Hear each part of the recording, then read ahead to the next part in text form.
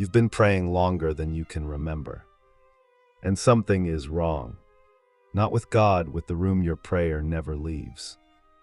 There's a specific kind of exhaustion that belongs only to the person who prays and hears nothing back. Not silence from the outside, silence from within. The kind that makes you wonder, somewhere you'd never say out loud, whether you've been talking to a ceiling this whole time. Most believers have felt it. The ones who admit it are the honest ones. The ones who haven't, they either started following Jesus last week, or they stopped noticing sometime in the last few years. But the thing no one is willing to say clearly enough is this. The ceiling is real, and in most cases, you built it yourself. And here's what makes this more dangerous than a visible problem. Every year you spend praying the same way without understanding what actually constructs that ceiling, the wall gets harder. Not because God grows more distant, but because the distance starts to feel normal, familiar, acceptable, and once spiritual distance feels acceptable, it becomes invisible.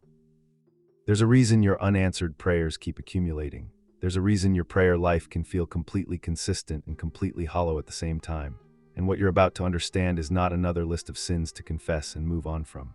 It runs deeper than that, something most preachers won't say from the pulpit, because what it reveals is uncomfortable for everyone in the room, including the person behind the lectern. Stay with this. Every postal system in the world has a facility where undeliverable mail eventually ends up, dead letters. These are pieces of correspondence that were written with urgency, sealed with care, sent with complete sincerity, and never arrived, not because of the carrier, not because of the distance, because something in the address was wrong. The letter wasn't lost in transit, it was never going to arrive. This is what most of what we call prayer actually is. Not a failure of persistence, not a failure of discipline, a failure of address. You've been writing letters. Heaven processes thousands of them from you across months and years, and a staggering number of them are sitting in a warehouse, undeliverable, because the address on the envelope points to a God who doesn't exist the way you've described him. When you understand why that address is wrong, and there are 3 specific reasons it is, everything changes. Here is the first, and it is the most confrontational one. The prayer becomes a dead letter when it comes from religious self-assurance. Isaiah chapter 1 contains one of the most disturbing passages in all of Scripture. God is not speaking to pagans. He is not speaking to the spiritually indifferent. He is speaking to his people, the ones who showed up, the ones who brought their offerings, the ones with the vocabulary and the consistency. And he says, I have more than enough of your burnt offerings. He says, when you spread out your hands in prayer, I will hide my eyes from you. He hides his eyes. Not from sinners who never prayed, from the faithful, from the consistent, from the theologically correct. When prayer becomes something you're good at, a skill you've refined, a practice you feel disciplined about, a distinguishing mark of your identity as a serious Christian, it has often already lost the single ingredient that makes prayer reach God, not faith in the doctrinal sense, desperation in the lived sense. There's a dangerous fluency that comes from knowing how to speak about God without genuinely trembling before him. When the language of prayer becomes second nature, when the posture feels automatic, when you move through the entire ritual without your pulse changing, that is worth examining carefully, because that automatic ease may not be spiritual maturity. It may be the sound of distance becoming familiar. The door of heaven has never opened for competent religious performance. It opens for the desperate. Now pause here, because this next piece inverts everything you may have assumed about why your prayers aren't being answered. The second thing that turns prayer into a dead letter is the address itself. Over time, slowly, almost imperceptibly, most Christians build a mental image of God that aligns with their theology, confirms their preferences, operates within their comfort zone, and never demands what they haven't already decided to give. And they pray to that image every single day. The real God doesn't receive those letters, not because he is far, but because they were never addressed to him. This is precisely what Jesus was confronting in Matthew 6. The Pharisees weren't praying to nothing. They were praying to something, their own spiritual reputation, visible to the people around them. Their prayer was perfectly formed, consistent, passionate, and completely undeliverable. The prayer that sounds most like prayer may be the one farthest from God. Because fluency can be the most refined form of distance.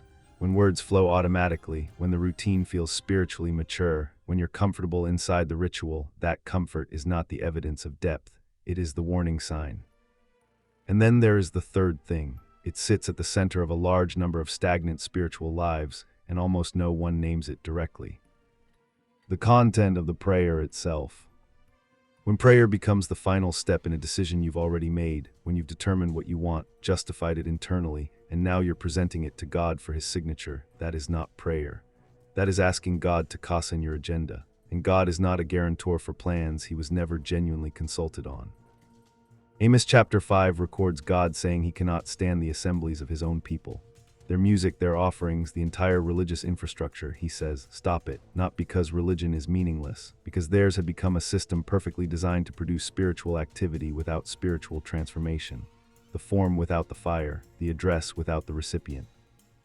There's a man in Psalm 51 who understands this in the worst possible way.